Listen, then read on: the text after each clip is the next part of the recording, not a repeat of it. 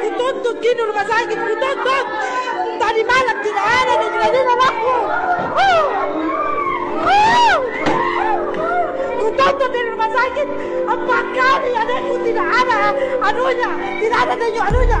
Kenapa dokter tidak datang? Ini buktinya. Kutuntut di rumah sakit, mati adekku. Semua perawatnya, saya sudah berkali-kali bilang adekku tidak berdenyut, tidak berdetak jantungnya, bayinya. Dokternya, dokternya,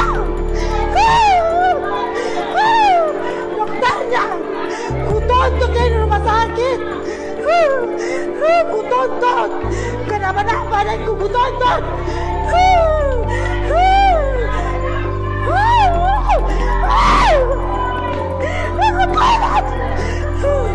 Tadi malam 5 kali diperiksa detak jantungnya, bayinya tidak berdetak.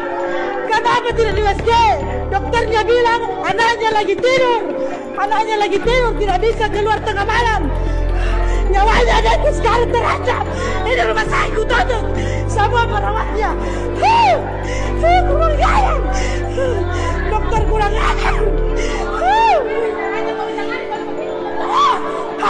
Tadi malam mau ditangani adekku kasih benda, tidur semua.